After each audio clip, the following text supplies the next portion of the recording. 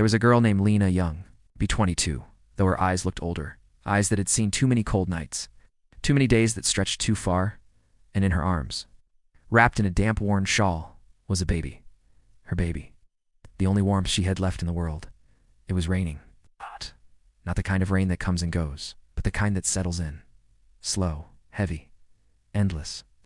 Lena stood on the sidewalk beside a lamppost, her thin figure trembling beneath an oversized coat. She didn't move much, didn't call out, she just held the baby closer, rocking gently, as if the rhythm might keep them both from disappearing. A cardboard sign sat at her feet, wet, fragile. The words had smudged in the rain. Please help, baby is cold. People passed. They always did. Umbrellas clicked open, boots splashed past, and Lena became part of the background noise of the city, just another shadow in the storm, till a black car pulled up at the red light. And inside that car sat a man. His name was Alexander Grayson, Tate to wealth, 2 towering glass buildings, 2 boardrooms filled with silence and decisions. But right then, he was just a man, watching a girl with a baby. In the rain, he didn't know why he looked. He never did.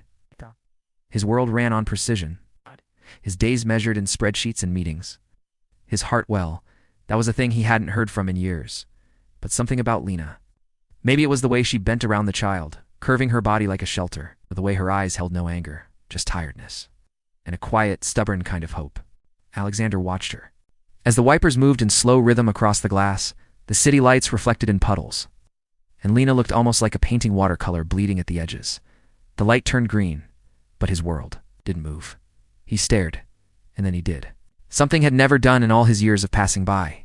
He opened the car door, stepped out into the rain, and Lena froze, her fingers tightened on the baby, her breath catching in her chest. She wasn't afraid, just unsure. People didn't stop for her, especially not people. Like him, Alexander took a step closer. The rain had already soaked through his coat, but he didn't seem to notice. I have a house, he said gently. His voice was calm, low, almost quiet enough to be lost in the storm. I'm leaving the city tonight. It's empty, and it's warm. You can stay as long as you need. No questions. Lena blinked, her eyes searching his for cruelty, for tricks, for anything she learned to expect from strangers, but she found none, only a kind of distant sadness and a key held out in his open palm. She didn't take it right away. Of course not. She didn't trust easily, but something in his stillness, in the way he stood, not demanding, not pushing, just waiting, made her reach forward. She took the key. Her fingers brushed his. They were ice. Alexander nodded once. I wrote the address on the tag. He said, there's food in the pantry. Close upstairs, the heat's on. You and the baby will be okay. He turned to go, and Lena for a moment almost called out, not to stop him, but to say thank you. The words rose in her throat, then caught there. She was too tired, so instead she whispered them to the baby as the car pulled away. We're okay. Now, she said, we're going to be okay. And as the rain softened into mist, Lena began to walk, with a key in her hand, and a baby in her arms, and a door waiting. Somewhere warm, the key was heavier than she expected, smooth and cold against her skin. Lena kept her fingers wrapped around it tightly, as if it might vanish, if she let go. She walked slowly. Her shoes, soaked through, made quiet squishing sounds with every step, but she didn't notice anymore. All she could feel was the weight in her arms, and the smallest flicker of warmth in her chest. A home. She was walking toward a home, not a shelter, not a bench beneath an awning, not a stairwell at the back. A real house, with a roof that didn't leak, and maybe walls that didn't echo with loneliness. The baby blistered softly in her arms, his tiny face brushed against her collarbone. Lena kissed the top of his damp hair. You'll be warm soon, baby, she whispered, rocking as she walked. We're almost there. The address was written on a small leather tag looped around the key ring. 278 Riverside Terrace. Lena had never been on Riverside. She'd only seen it once when she wandered too far out of the subway grident, stumbled into a row of gated homes lined with trees and iron lanterns. She remembered thinking how strange it'd waste. Some places could smell like fresh wooden quiet fireplaces. Even in the middle of a storm, it took her 40 minutes on foot, every step slower than the last. Her legs ached, her back throbbed. But the thought of stopping never occurred to her when she finally reached the address. Lena stood still for a moment and just looked. The house was tall, a townhouse, but wide old brick ivy crawling along one side, with deep windows that held warm yellow light like candle. Flames behind glass. There was no car in the driveway. No movement behind the curtains. Just stillness. Safe stillness. Lena stepped forward. Her hand trembled as she fit the key into the lock. For a breath, her heart beat so loudly she thought it might wake Eli. Then the door clicked, opened. The warmth was instant, soft, and golden, like walking into a memory. The hallway smelled faintly of cedar and clean linen. The lights were dim low enough to feel gentle, high enough to guide her forward. Lena stepped inside and closed the door behind her. The rain became a muffled hush, just a distant hum, as if the house had its own heartbeat. Calm and quiet, she didn't move right away. She stood there, soaked, still holding Eli, staring at the space around her. She hadn't been in a real home in months, maybe longer. There was a mirror by the entry. She caught her reflection by accident, and she winced. Her face was pale, her lips blue at the corners, hair clinging to her forehead, eyes red from the wind and cold. She looked so tired. Lena looked down at Elia's tiny fists curled into her sweater and whispered, "We made it." Then slowly she wandered forward. The living room opened like a soft sigh. Cream-colored sofas, a fireplace not lit, but stacked neatly. With wood, books lined the walls, not just place-loved. On a side table sat a ceramic lamp, casting light like moonshine across the room, and on the dining table, a note written in clean, careful script. "Eat, rest, use anything you need. I'll be gone for 3 nights. You're safe here, AG." Lena stared at the note until her eyes blurred with tears. Then she turned toward the stairs. The second floor was quiet, warmer. There was a nursery and furnished, but painted in soft yellow as if someone once had plans, and there was a bedroom with a big bed, a bed with thick blankets and pillows that didn't smell like mildew or dust. Lena laid Eli down first. He didn't even wake, just shifted, his small lips parting with a breath that sounded like peace. Then she sat down beside him only. For a minute, she thought she'd rest her eyes just for a moment. But the house was warm, and the silence was kind. Sleep took her like a mother pulling a child gently into dreams. She didn't wake until morning, and in the morning, sunlight spilled across the bed like honey. Lena sat up slowly, her body stiff but warm for the first time in what felt like years. Eli was still sleeping, his hands open, his face soft. She got up quietly and explored the kitchen, and there it was, everything. Cereal, bread, milk, eggs, even a small tin of baby formula tucked into a cabinet Lena made. Breakfast with trembling hands, not from fear, but from disbelief. She stayed the whole day. She bathed, she fed. Eli in the armchair near the window, she read a book from the shelf one hand, while holding him in the other. And that night, she lit the fireplace. She didn't know how to use it at first, but she figured it out, and the warmth made the walls seem closer, as if the house itself was wrapping its arms around them. For 3 days, she stayed. And for 3 days, Alexander did not return. And each night before she closed her eyes, Lena whispered to Eli, "I don't know why he gave us this, but I won't waste it." 3 days passed like a gentle blur, the kind that doesn't feel real, the kind of days that feel like borrowed time. Lena didn't touch anything she didn't need. She kept the rooms tidy. She used just enough, never more, but the house didn't seem to mind. It welcomed her in ways she couldn't explain. Soft doors, warm light, silence that didn't feel empty, just kind. She smiled more. Not often, not loudly, but in small, fragile moments while watching Eli sleep, or hearing him laugh when she found an old wind-up toy in the guest room. It had been years since she'd heard his laugh echo off anything other than a concrete wall. On the 4th evening, as twilight stretched across the sky like soft indigo velvet, a black car pulled into the drive quietly, slowly, inside. The lights of the home still glowed, flickering behind the curtains, and Alexander Grayson sat motionless in the front seat, staring. He wasn't sure what he expected. Maybe silence, darkness, a note on the floor with the key. Abandoned. He told himself not to care. He told himself again and again that this wasn't about anything more than a momentary lapse, a strange act of charity, a passing storm of softness. He'd allowed just this once. But something in his chest felt heavy. He stepped out of the car and walked toward the door. He opened it slowly and stopped. There was music playing softly upstairs, a lullaby, the kind played for tiny ears, meant to soothe small hearts. And in the living room, someone had folded the blankets he always left draped over the couch. His books had been returned in perfect alignment. The firewood by the hearth had been gently restacked. Everything was quiet. Everything was warm. But the house wasn't empty. Not anymore. He stood in the center of the room, his hand still on the doorknob, and then slowly, footsteps padded down the stairs. Lena appeared at the landing. She wore one of his old she wears too big, but warm. Her hair was still damp from a recent shower, and she held Eli in her arms. Bundled in a soft blanket, she froze when she saw him, and in that stillness, neither of them spoke. Not right away. Alexander's voice was the first to break the quiet. "I wasn't sure you'd still be here." Lena shifted Eli gently in her arms. "I wasn't sure I should be," she said, "but thank you for letting me." Her voice was soft, but not weak. She spoke the way someone speaks woe has learned to weigh every word. Alexander nodded once. His throat felt dry. "I didn't leave it as a test," said. "You don't owe me anything." "I know," she replied. "I didn't stay because I thought I had to. I stayed because, for the first time, my son was warm and I wasn't afraid." The baby stirred in her arms. Alexander looked down at him, then back up at Lena. He wasn't sure what he saw in her eyes, but it was honest and quiet and beautiful. He stepped aside, gently set his bag down on the floor. "You can stay longer if you need. No limit, no questions. Just stay."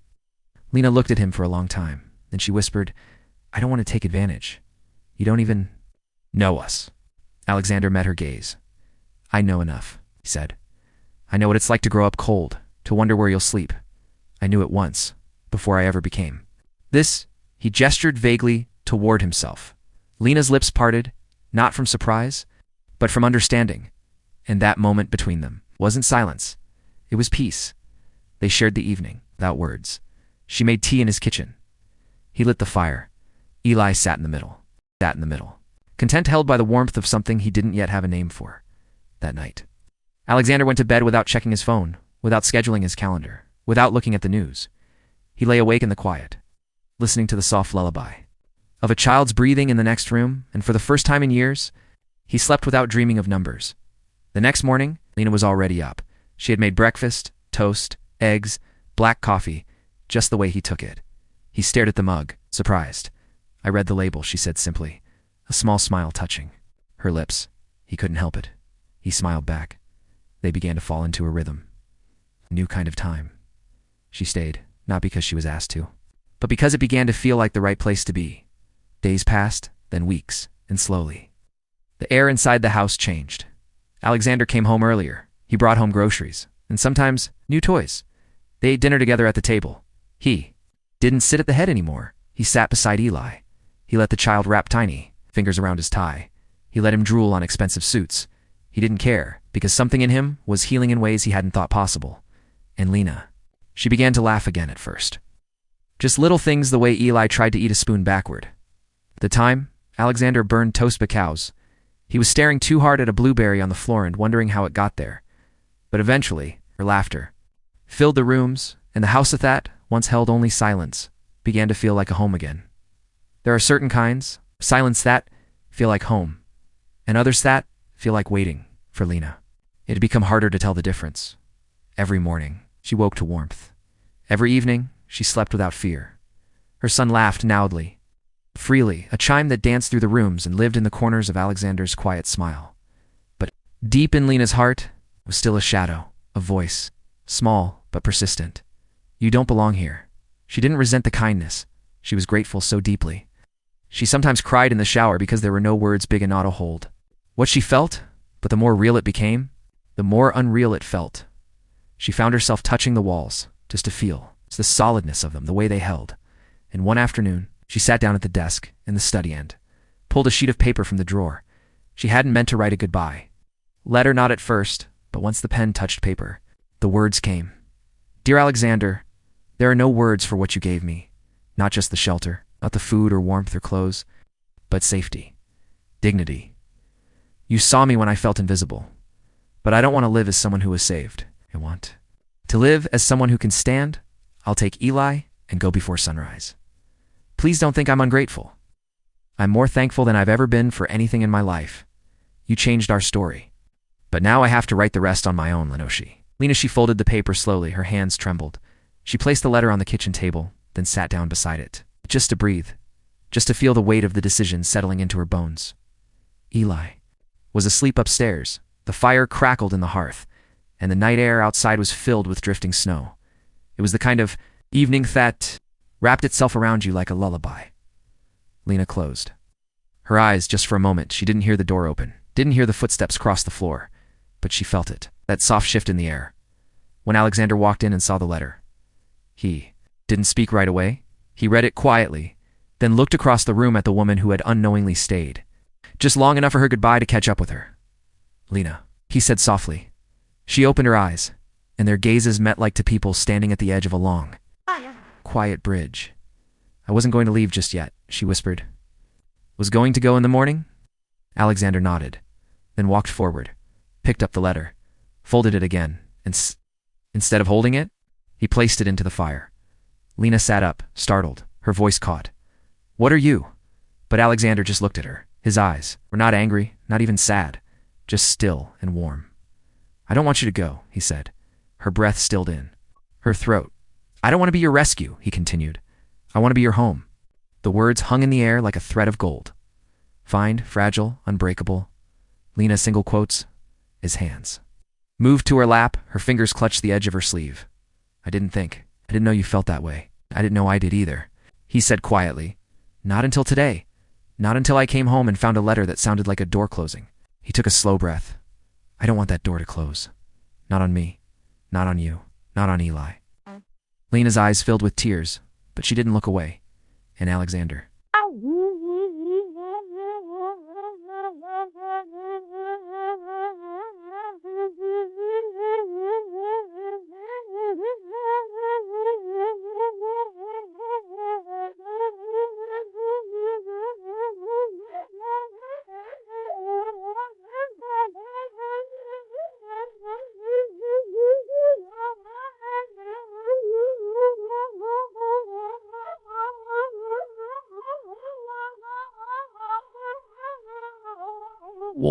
Way he smiles when you come home. He trusts you. I trust you. But I thought maybe I was in the way of your life. You're my life now, he said. And that was it. No speeches, no promises too big to believe. Just truth, said. Quietly, like a seed planted into the soil of something real, Lena stood and walked into his arms. She didn't cry, not loudly, just leaned her forehead against his chest and listened to the heartbeat off a man who had once passed her on the street and chosen not to keep walking.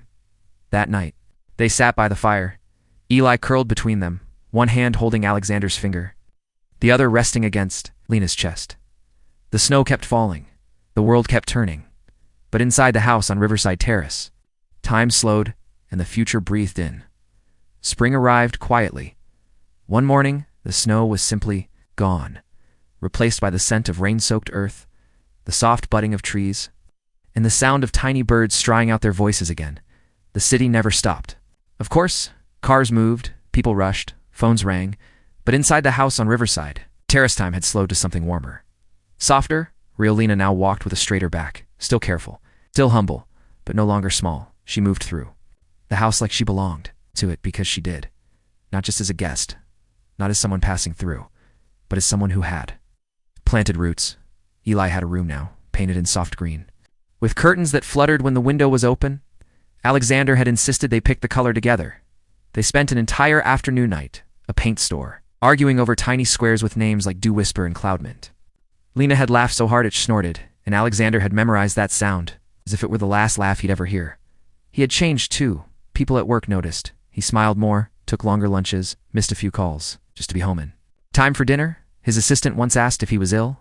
He smiled and said, "No. I just started remembering what matters," and he meant it. One Sunday, he took them both to Central Park. Eli's first time seeing ducks, he squealed, clapped his hands, chased shadows on the grass. Lena watched from a blanket, with her shoes off, face tilted toward the sun. And Alexander, he sat beside her, his fingers brushing hers, his eyes full of something he'd never known he needed. Love, not the kind that burned wild, not the kind that asked for everything all at once, but the kind that grew quietly. It's like ivy along a brick wall, rooted, patient, unshakable. That night, back at the house, they put Eli to bed and sat by the fire, like always. Only this time, Alina spoke first. "I used to think," she said softly, "that love was a thing other people got, not me, not someone like me." Alexander didn't answer. He waited. Listened, her voice remained gentle. "Even when you gave me the key that day, I thought it was a moment, a kindness that would end." She turned toward him, but it didn't end. It began. "And I don't know how to thank you for that." Alexander leaned forward, took her hand. "You don't need to," he said. "You just need to stay." She smiled, pressed her forehead to his. And that was the month. Everything settled into place. Not with a bang. Not with a promise. Just two people, in the stillness of a firelit room, holding on to what they had found and choosing not to let go. The next morning, Eli woke up before both of them. They found him standing in his crib, grinning, babbling to the sunlight. Lena picked him up, kissed his cheek. Alexander wrapped an arm around them both, his voice low, still wrapped in morning haze, you know. We should take a photo. Lena smiled, eyes soft with sleep. Why? Because someday, he said, we'll want to remember this morning the way it felt, the way it all started. And so they did. A photo placed gently on the mantel, Lena, Eli, Alexander, 3 people. Held in one another's arms, no longer strangers, no, longer alone, but a family. Outside, the city moved on. Fast, loud, bright, but inside. Time continued to move slowly, kindly, like a lullaby that never quite ended. And if you listen carefully, somewhere in the heart of the night, beneath soft blanket sand, the hush of dreams. You can almost hear it, the steady breathing off. 3 people, whoa, found their way to each other. It's in the rain. It rained again that night. Not a storm, not thunder, just a gentle drizzle tapping, softly on the windows of the house on Riverside Terrace. The kind of rain that doesn't interrupt. It whispers. It soothes.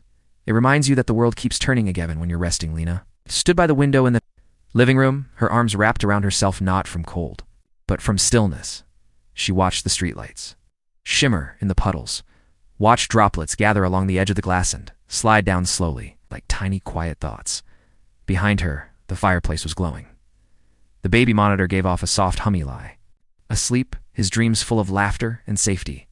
And from the hallway, Alexander approached. Carrying 2 cups of tea, he handed one to her wordlessly. She took it, right, smiling at the warmth in her hands. They stood side by side, just looking, just listening. Funny, isn't it? That, Lena said softly, voice barely above the sound of the rain. What? Is that it started with a storm? You saw us in the rain, and now we're here, still listening to it? Alexander glanced toward the window, then back at her. I still remember that day, he murmured. The traffic light, the sign, the way you were holding him like he was your whole world. He is, she said quietly. Alexander nodded. Didn't know then, he whispered, but you were about to become mine, too. The rain grew steadier, not louder, just deeper, like it had settled into its own rhythm, just like they had. Later that night, after tea, after stories, after tucking Eli in again, Lena curled up on the couch with a book. Alexander joined her, resting his head on her shoulder. They didn't talk much anymore about what ifs or what was. They just were. And in that being, in that peace, there was something more powerful. Any rescue, any wealth, any grand gesture. There was trust and love and sleep that came gently. The kind of sleep that only visits those who feel safe. Known. And held, the rain kept falling long after the lights were turned off. But it wasn't a sound that disturbed. It was a sound that wrapped around the house, like a lullaby sung by the sky itself. And as the city quieted and the world outside dimmed, 3 hearts inside that home beat in rhythm dash, slow, comma, steady, comma, together. So if you're still awake, dear listener, maybe now is the time to breathe. A little deeper, to let your shoulders soften, to remember that you are safe, you are warm, you are home even. If it's raining outside, the house inside you can still glow, and you can rest good night.